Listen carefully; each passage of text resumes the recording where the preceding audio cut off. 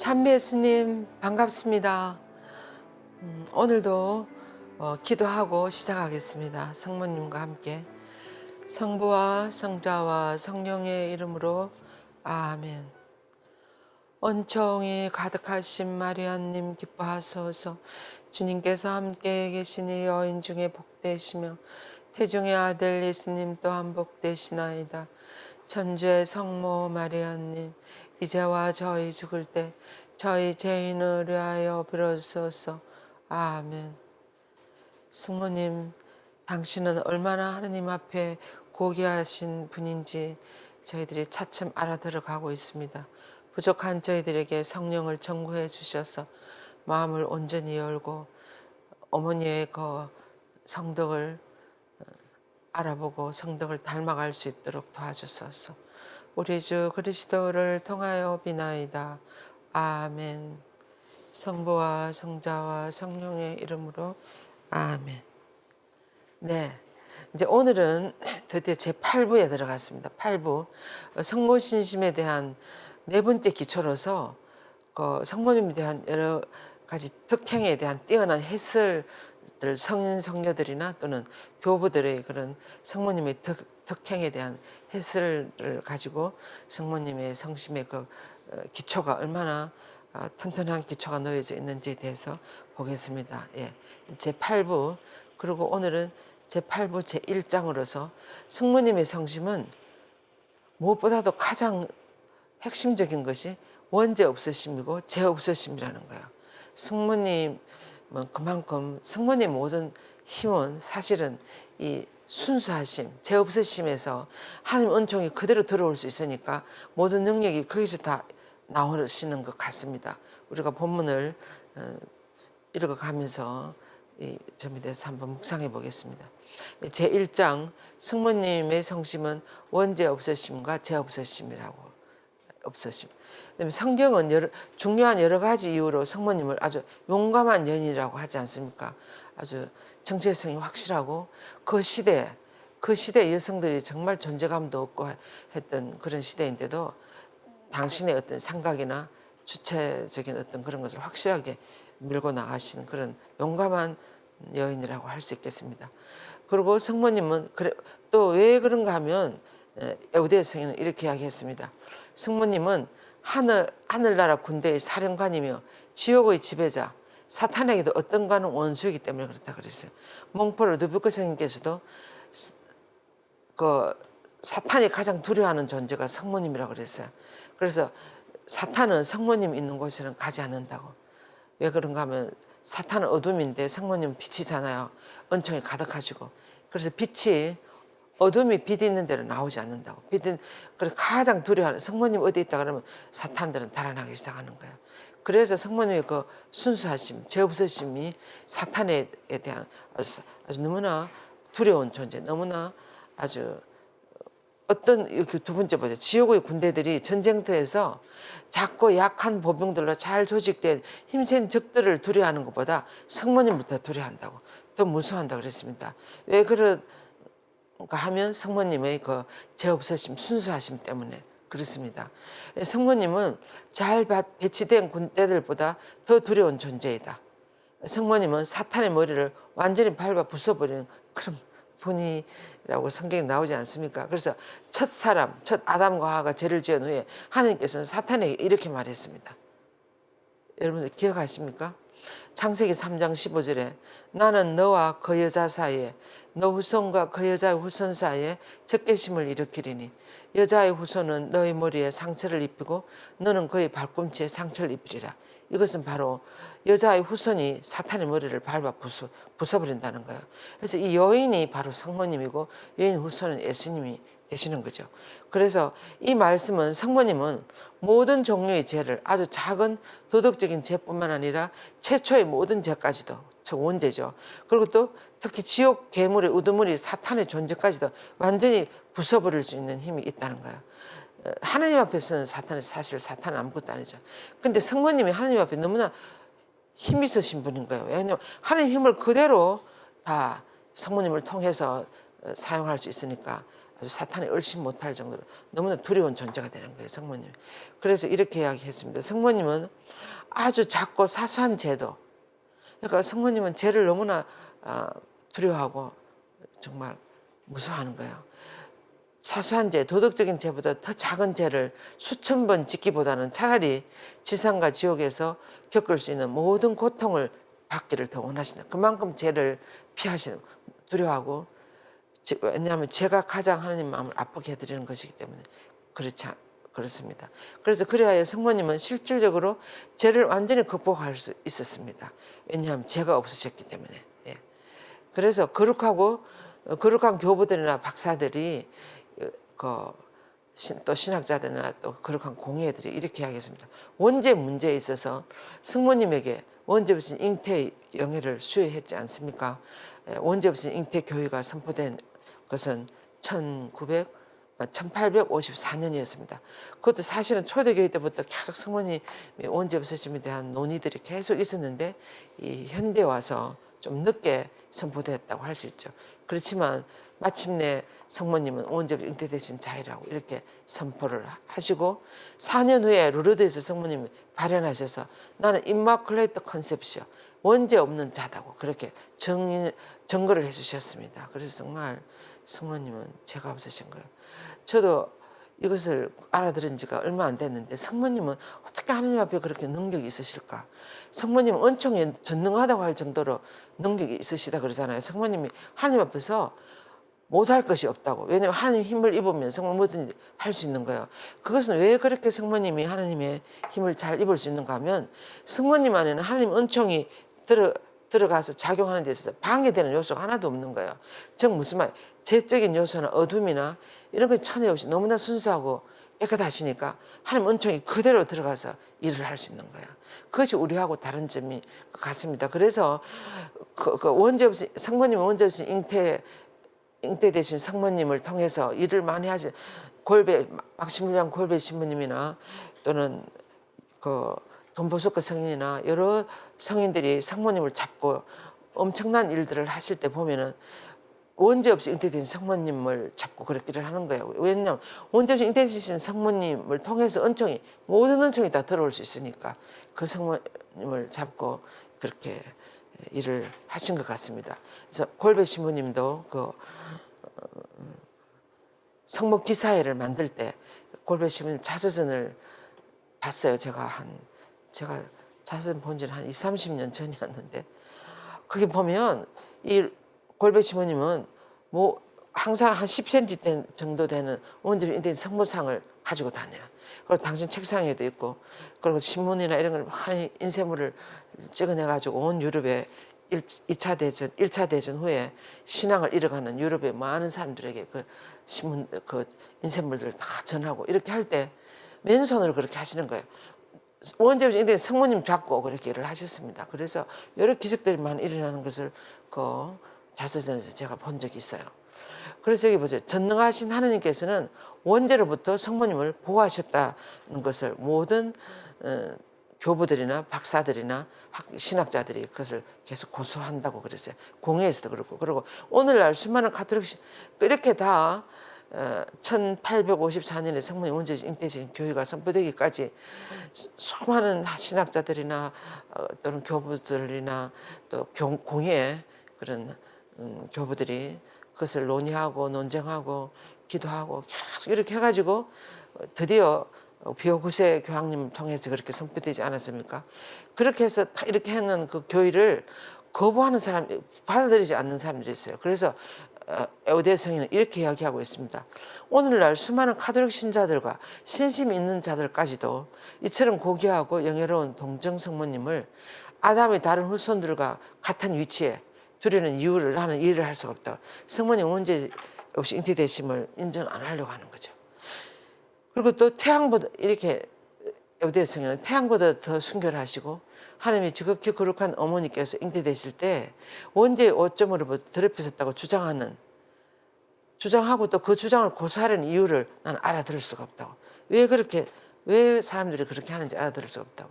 그 수많은 공예를 거쳐서 그렇게 했는데 이렇게 말씀하셨습니다.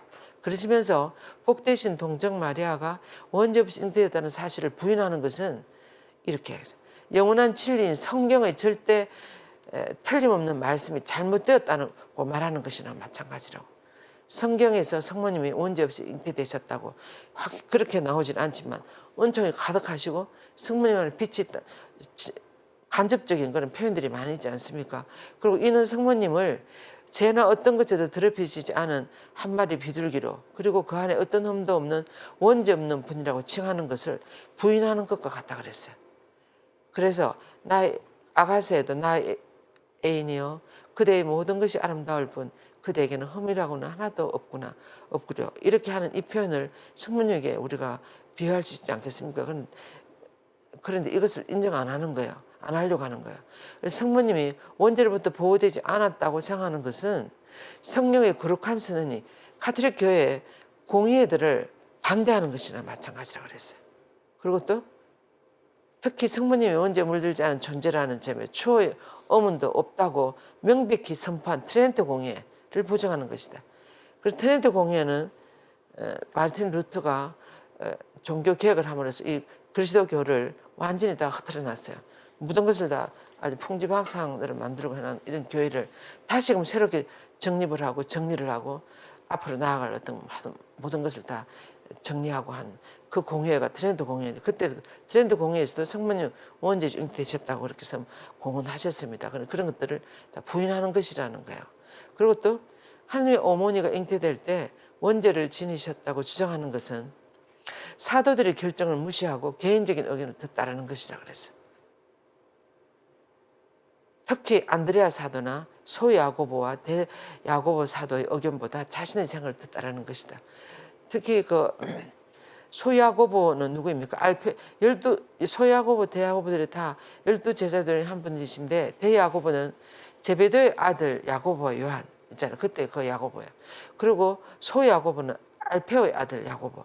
그래서 알페오의 아들 야고보는 예루살렘의 첫 번째 주교님이라고 그러지 않습니까? 그리고 또 처음으로 순교를 당하신 분이고, 그 어머니가 소야고보 사도의 어머니가 성모님하고 친척 관계, 그래가지고 알페오의 아들 야고보였는데 그 알페오를 크레오파스라고도 한다고 그래요. 그리고 크레오파스의 아내 마리아와 성모님이 엄청 성경에 여러 군데 나옵니다. 그래서 무덤에도 가시고 소야고보의 어머니하고 그렇게 다니시는 모습들을 볼 수가 있습니다. 그래서 이런 분들이 다 성모님은 원죄 없이 잉태되셨다고 다 이야기하셨어요. 그래서 안드레아 사도는 돌아가실 때 이렇게 이야기했습니다. 첫 아담이 하느님으로부터 벌을 받기 전의 땅에서 태어난 것처럼 첫 아담과 하와도 벌 받기 전에 아주 순수하게 태어났어요. 원죄 없이 태어났습니다. 그래서 이 사람들이 죄 짓기 전에는 원죄가 없었습니다. 죄를 이제 그 하나님 하지 말아라 하는 것을 참으로 한 선악과를 따먹은 그것이 원죄가 되는 거죠. 그런데 둘째 아담이 예수님도 결코 하늘의 벌로 더럽혀지지 않은 동정녀의 몸에서 태어났다고. 이거 확실한 말씀 아닙니까? 안드레아 사도의 말씀이 이런 말씀을 부인하는 거라는 거죠. 그리고 소야고보 사도는 자신의 거룩한 주인의 어머니에 대해서, 그러니까 예수님의 어머니에 대해서 이렇게 이야기했어요. 저 거룩한 어머니는 지극히 거룩하시고 원죄 없으시며 어떤 피조물보다 복되시며 케루빈보다 더 영예로우시고 세라핌 대천사 세라핌보다 더 영광스러우시며 영원히 복되시고 아무런 흠도 티도 없는 분이시라고 이렇게 안드레아 사도도 이야기했어요. 그리고 대야고보 제베드의 아들 야고보 사도도 위대한 사도들의 입이라고 불렸던 성테시폰은 사도들이 직접 가르친 교리를 우리들에게 이렇게 전해주고 있습니다. 이 동정녀, 이 마리아, 이 거룩하신 분은 잉태의 첫 순간부터 원죄로부터 보호되었다. 만약 마리아가 원죄를 지닌 채로 잉태되었다면 가브리엘 천사가 성모님에게 은총이 가득하시니 기뻐하소서, 이런 말 어떻게 이렇게 인사를 할 수 있었겠습니까? 은총이 가득하시면 기뻐해라는 히라보로 케카리토메네 카이레 이런 단어인데 어떤 뜻이라 그랬습니까?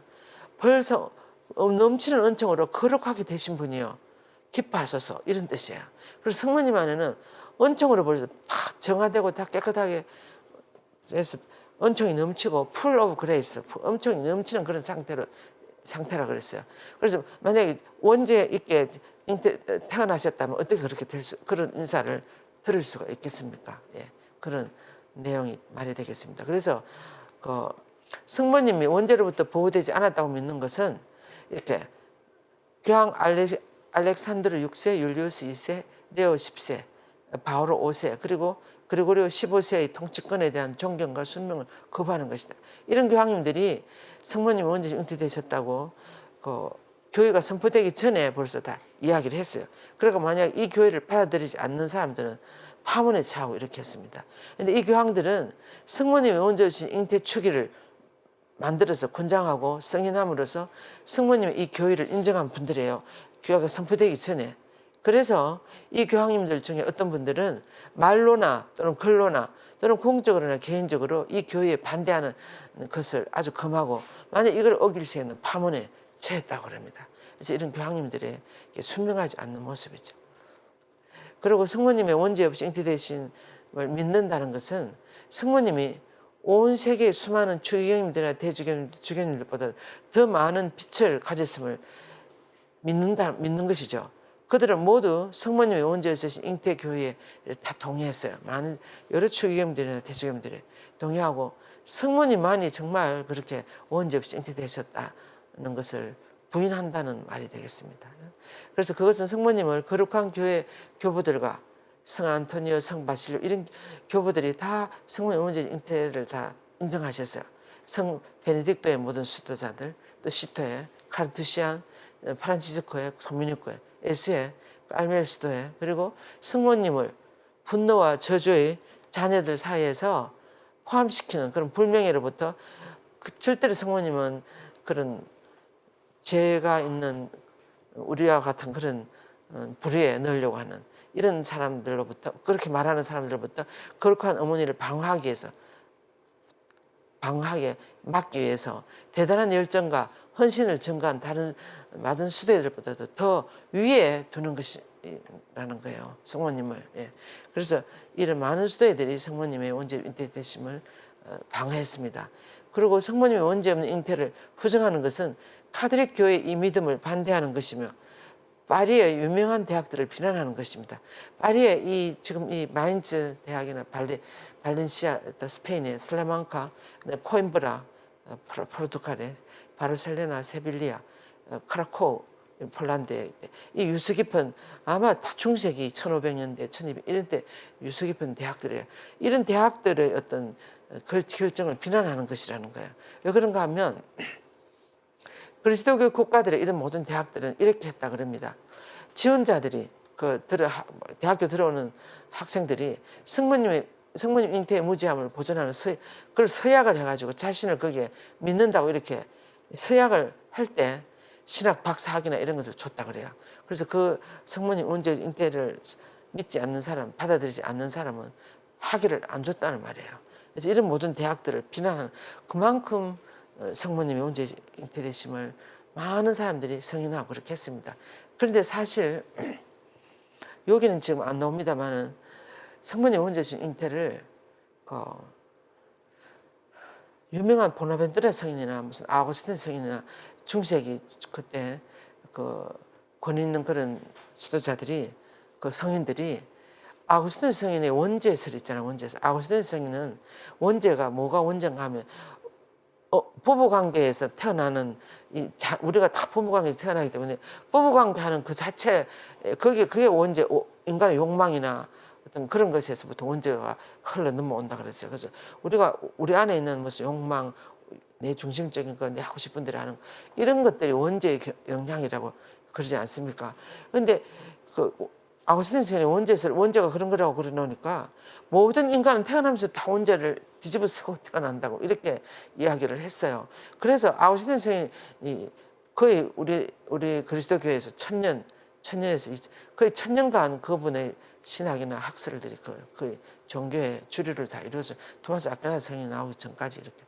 그러니까 많은 사람들이 그분을 따르는 거예요. 그래서 보나벤투라 성인이나 굉장히 학식 있는 이런 성인들도 아우스틴 성인이 성모님도 거기서 외에는 아니라고. 그래서 아우스틴 성인은 성모님의 그 원죄 없이 잉태를 인정하지 않았어요. 성모님이 죄 없으시고 너무나 깨끗하시고 선하시다는 걸 인정하는데 성모님이 원죄 없이 태어났다는 걸 인정 안 하는 거예요. 그래서 몇몇 중요한 성인들이 그걸 받아들이지 않았습니다. 근데 그렇지만 대부분 이렇게 하는데 조금 그런 반대하는 사람들이 있었습니다. 그 다음에 한번 보세요. 성모님이 받은 이 특권에 대하여 동의를 미루는 것은 프랑스, 이탈리아, 독일, 영국, 스코틀랜드, 홀란드, 포르투갈 그리고 스페인의 500명의 박사들 거짓말장이로 치부하는 것이라 많은 이 박사들이 이것을 인정했다는 거예요. 그들은 헤아릴 수 없이 아름답고 깊이 있는 저서들로 이 진리, 성모님 원죄 잉태가 되심을 주장했습니다. 그리고 또 예수회만 해도 60여 명이 넘는 회원들이 박식하고 경건한 글로서 이 문제에 있어서 하나님 어머니의 명예를 지키기 위해서 나섰다고 그럽니다. 그 여대 성인이 다 조사를 해가지고 이렇게 이야기하시는 거예요. 그래서 성모님 잉태될 때 죄 물들지 않았음을 부인하는 것은 전능하신 하나님께서 하신 놀라운 기적을 사실은 비웃는 것이죠. 이건 누가 그렇게 했습니까? 하나님이 그렇게 하신 거죠. 하나님이 성모님이 안나 어머니의 그 배에서 잉태되실 때 미리 사해 주셨다고, 원죄를 미리 사해 주셨다고. 돈 스코투스 그분이 그런 설을 이야기해가지고 원죄 잉태되심이 드디어 선포되게 되지 않습니까? 그래서 선행 구속되셨다 그랬어요. 성모님은 우리가 원죄를 사함 받는 것은 예수님의 구속 순환 때 그 십자가상의 보혈로 성혈로 우리가 구속을 받는데 하나님은 성모님에게 이 성령의 은총을 미리 앞당겨서 입을 수 있도록 즉 선행 구속시켰다는 거예요. 왜? 예수님을 내보내기 위해서. 예수님이 죄 물든 육신을 취하면 안 되잖아요. 그래서 예수님이 죄 없는 육신을 취하도록 하기 위해서 성모님이 원죄를 먼저 사해 주었다. 이것이 교회에서 인정을 해서 이제 1854년 선포가 되는 거죠. 그래서 하나님이 하신 이런 놀라우신 기적들을 비웃는 것이 마찬가지다고 이렇게 표현했습니다. 그러면서 그것은 프란치스코의 칼타체나의 요한이 쓴 그런 책에서 제가 이 책이 제가 찾아보니까 잘 찾을 수가 없었습니다. 아무튼 이런 책이 있는가 봐요. 이 책에서 이 교회를 반대하는 이들에게 가해질 하나님의 정의에 의한 무질서한 징벌에 대해서 두려움이 전혀 없다는 것을 의미합니다. 그래서 아마 이 책에는 이 교회를 부인할 때 엄청난 벌을 받는다고 아마 그런 내용이 있었겠죠. 그래서 거기에 대한 두려움을 전혀 없다고 이렇게 하는 거나 마찬가지다 말입니다. 그리고 또 칼뱅 있잖아요. 칼빈이라고 우리는 그 종교 개혁을 해나가는 말틴 루터나 칼빈이나 쯔빙글리나 뭐 이런 사람들이 개혁을 해나가서 장로교도 만들고 무슨 감리교도 만들고 뭐 여러 가지 법파들을 만들었잖아요. 그런 것처럼 장 칼빈의 불경을 따르는 것이며 그분들은 성모님의 원죄 없이 잉태를 인정하지 않죠. 그래서 하나님의 어머니께 그리스도교의 신심보다는 미움을 가득 안겨드리는 것이라고 했어요. 장 칼뱅은 1500년대 이럴 때 마르틴 루터와 비슷한 시대 프랑스 출신으로 로마 가톨릭 교회를 떠나서 프로테스탄 장로교를 세웠습니다. 그리고 나중에 칼뱅주의 신조 이론의 칼뱅주의를 낳고 그래서 스위스나 이런 데 들어가서 엄청 많이 전파했죠. 그리고 그것은 천사들의 모이신 성모님보다는 은총의 상태에서 창조되었으나 타락한 사탄을 더 사랑하는 것이다 이렇게 이야기했어요. 성모님이 이 원죄 없으심을 부인하는 것은 사탄을 더 사랑하는 것이다. 그래서 그것은 무수한 영혼들을 잃어버린 원인이 된 첫 남자 아담과 첫 여자 하와를 구원과 은총의 중재자이신 성모님 위에 들어높이는 거나 마찬가지라 그랬어요. 그래서 성모님이 원죄에 물들게 태어났다고 말하는 것은 아담과 하와를 성모님보다 더 위에 올리는 것이랑 이 말이 되는 겁니까? 성모님은 하나님 앞에 그렇게 하나님 말씀을 불순명하고 그렇게 하지 않았습니다.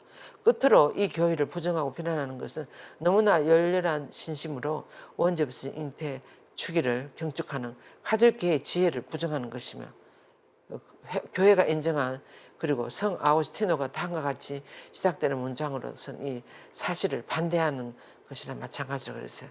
뭐라 그러셨는가 하면 교회의 지시와 근거에 의하여 전 세계를 통해서 시행되는 어떤 여러 가지 교회 가르침에 의문을 갖는 것은 가장 어리석고 교만한 것이라고 이렇게 이야기했습니다. 나중에 이제.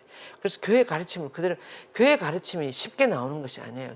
특히 교회나 이런 믿을 교리로 선포될 때 그것이 쉽게 나오는 것이 아니고 한두 명의 의견에서 나오는 것도 아니고 여러 신학자나 여러 그 교회 어른들이나 이런 분들이 논의하고 논쟁하고 이렇게 해가지고 기도하고 또 묵상하고 또 가톨릭 교회 안에서만 인정한다고 되는 것도 아니고 또 타 교회와의 어떤 관계나 교회 일치나 이런 것들을 감안해 가면서 이렇게 해서 그 선포가 되는 거예요. 성모님의 4대 교회를 보면 처음에 하나님의 어머니나 평생 동정성은 전부 다 초대교회 때 초세기 때 다 교회로 선포됐어요.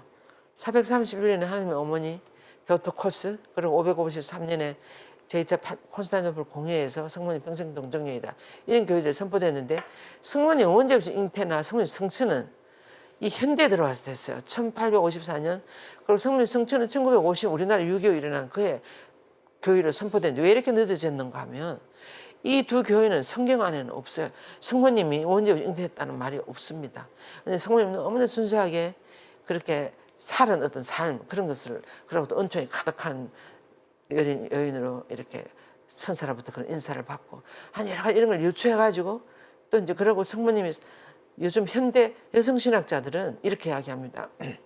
성모님의 죄가 없으신 분이라는 뭘 보고 알 수 있는가 하면 성모님 일생 동안 예수님과 한 번도 이렇게 예수님을 반대하지 않았다는 거예요. 예수님과 뜻과 일치 안 하고 멀리 따랄지 예수님 의견에 반대를 했다랄지 저기 한 적이 한 번도 없고 잘 못 알아듣더라도 항상 예수님 편에 가서 서고 예수님과 일치하고 하나님 원하시는 대로 했다는 거죠. 한 번도 하나님 원하시는 것을 거부하거나 하지 않은 그런 것이 한 번도 성경에 그런 게 하나도 없어요.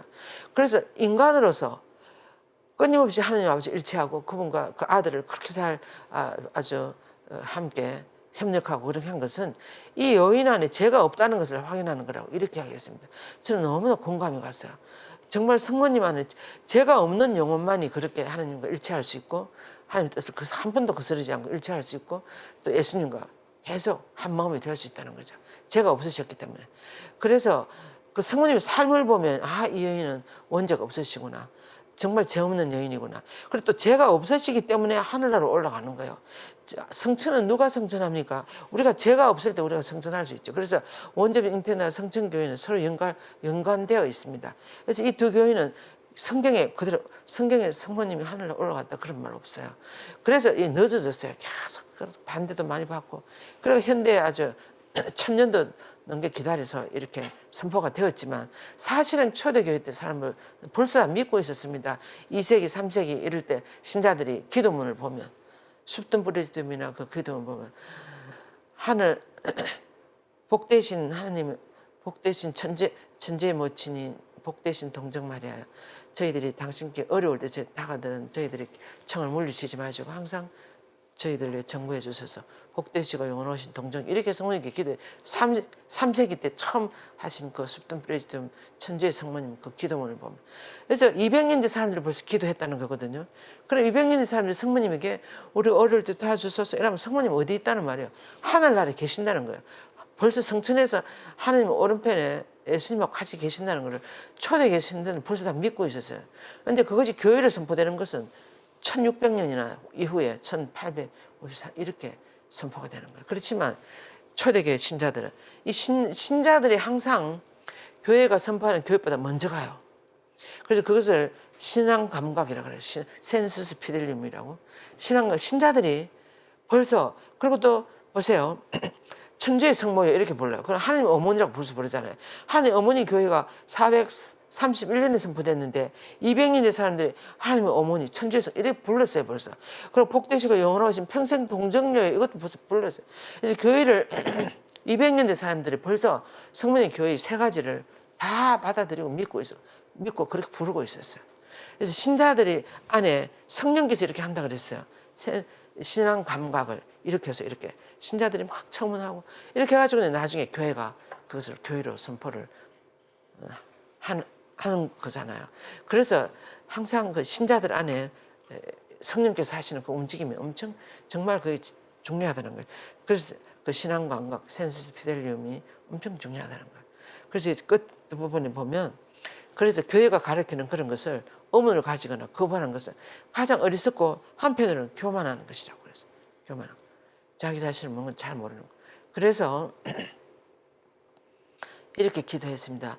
요한 에우대성에는 이 성모님의 원죄 없으심에 대해서 이렇게 이야기를 우리가 이 성모님의 원죄에서 잉태되심을 부인하는 것이 얼마나 어리석은 것인가를 이야기하시면서 오 복되신 동정 마리아님 지극히 겸손한 마음으로 어머니께 간청합니다.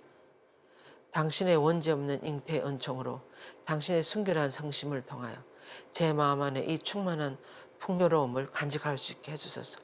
성모님의 원죄 없으신 잉태 때문에 우리가 은총을 많이 정굴해서 받을 수 있는 거야. 예. 처음에 제가 말씀드린 것처럼 성모님의 모든 은총을 중재할 수 있는 그 전능하신 그 능력은 훌륭한 중재자가 될 수 있는 그 능력은 죄 없으심이 때문에 그렇다는 거야. 그래서 성모님의 어떤 모든 사도직이나 중재를 할 수 있는 그 능력의 핵심은 바로 원죄 없이 잉태되심입니다. 그래서 이것이 성모님의 그 존재 전체의 어떤 정체성이나 성모님이 어떤 분인가에 대해서 이야기할 때 엄청 중요한 부분을 차지하는 것이 바로 성모님의 원죄 없이 잉태라는 거야. 예. 그래서 제 마음에 성모님의 이 충만한 풍요로움을 간직할 수 있게 해주소서. 당신의 거룩한 자녀들에게 안겨주시는 이 완벽한 풍요함을 간직할 수 있게 해주소서. 주님께 저의 마음의 모든 죄를 주방해 주시도록 간청해 주시고 그 안에 주님의 거룩한 사랑의 왕국을 영원히 저희들 마음 안에도 건설해 주소서. 아멘. 이렇게 기도를 했습니다. 그래서 짤막하지만 에우대 성인께서 성모님 원죄 없이 잉태에 대해서 이렇게 묵상을 하셨어요.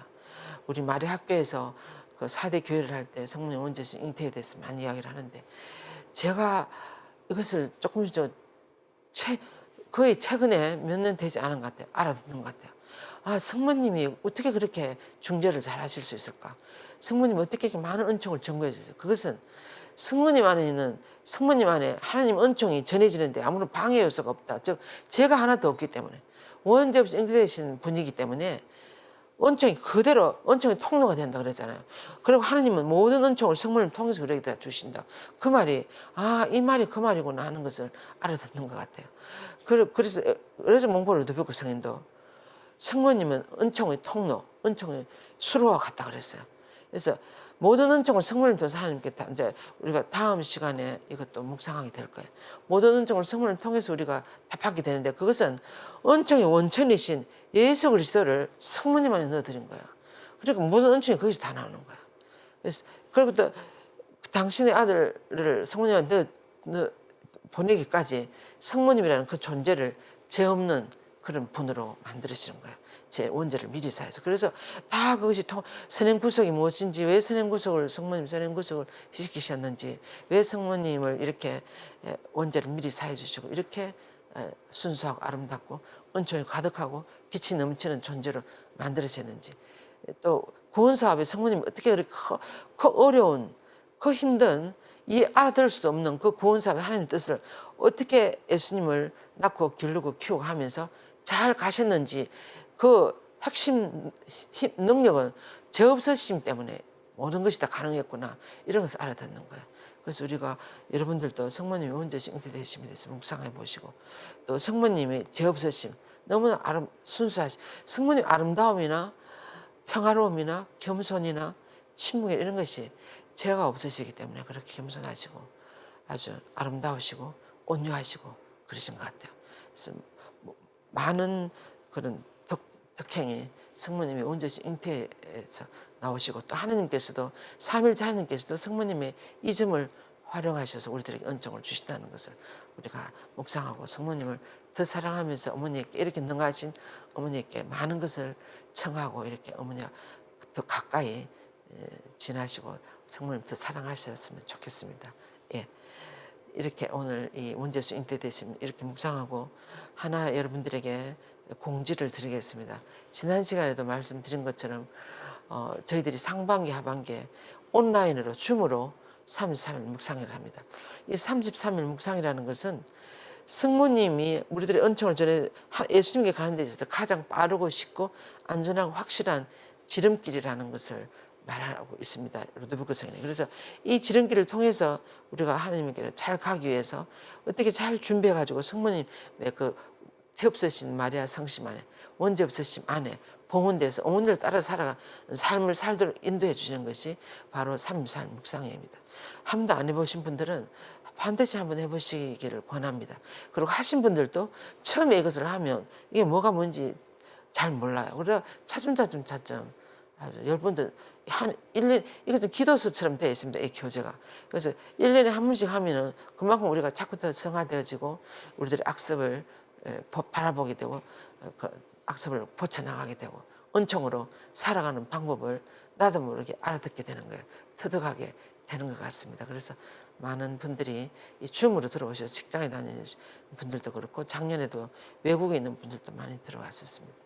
들어오셔서 이 은총의 길, 이 봉헌의 길로 들어서는 그런 삶을 여러분들이 들어서시기를 간절히 기도하겠습니다.